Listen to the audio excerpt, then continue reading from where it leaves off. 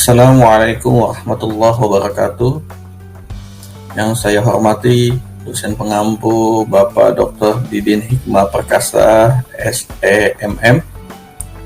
Yang saya hormati teman-teman semua, semoga dalam keadaan sehat dan panjang umur.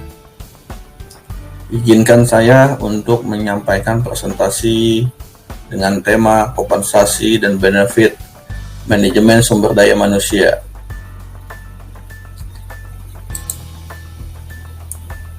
Pengertian kompensasi. Kompensasi adalah semua imbalan yang berbentuk uang, barang, langsung maupun tidak langsung, yang diterima karyawan sebagai imbalan atas jasa yang diberikan kepada perusahaan.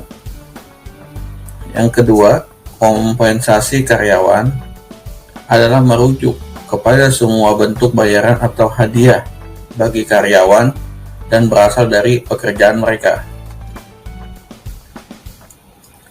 Adapun dua komponen utama kompensasi menurut Dessler. Yang pertama, pembayaran langsung dalam bentuk upah, gaji, insentif, komisi, dan bonus. Yang kedua, pembayaran tidak langsung dalam bentuk tunjangan keuangan seperti asuransi dan liburan yang dibayar oleh perusahaan. Faktor yang mempengaruhi kompensasi. Ada 10 faktor. 1. Penawaran dan permintaan tenaga kerja. Kedua, kemampuan dan kesediaan perusahaan. Ketiga, serikat buruh atau organisasi karyawan. Keempat, produktivitas kerja karyawan. Yang kelima, pemerintah dengan undang-undang dan Kepres. 6. Biaya hidup. 7. Posisi jabatan karyawan. 8. Pendidikan dan pengalaman kerja. 9. Kondisi perekonomian nasional. Dan yang ke-10, jenis dan sifat pekerjaan. Proses dan tujuan kompensasi.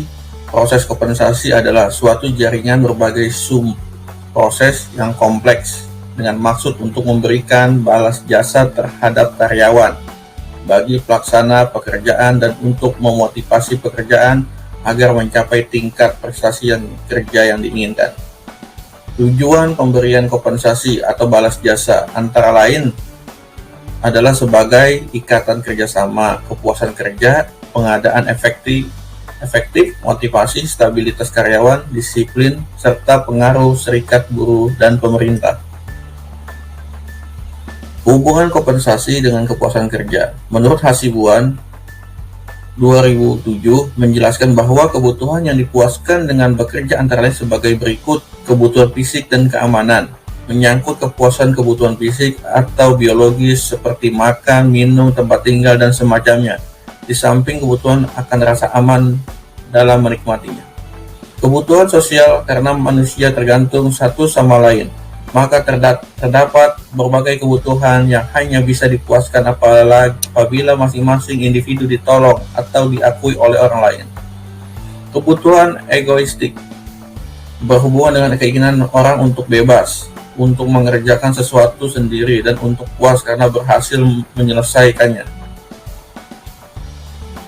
Pengertian benefit. Benefit adalah untuk mempertahankan karyawan organisasi dalam jangka panjang. Kompensasi pelengkap ini berbentuk penyediaan paket benefit dan penyelenggaraan program-program pelayanan karyawan. Benefit dan pelayanan tersebut merupakan kompensasi tidak langsung karena biasanya diperlukan sebagai upaya penciptaan kondisi dan lingkungan kerja yang menyenangkan dan tidak secara langsung berkaitan dengan prestasi kerja. Manfaat yang diwajibkan atau mandatory benefit. Ada 4. Pertama, jaminan sosial. Kedua, kompensasi pengangguran. Yang ketiga, kompensasi pekerja. Yang keempat, family and medical leave (ACT). Undang-Undang Jaminan Kesehatan di Indonesia. Di Indonesia, pengaturan tentang jaminan kesehatan karyawan diatur dalam Undang-Undang Republik Indonesia tentang Ketenagakerjaan Nomor 13 Tahun 2003.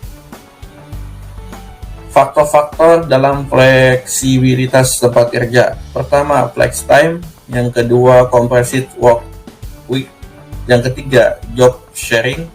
Yang keempat, telecommuting. Yang kelima, part-time work.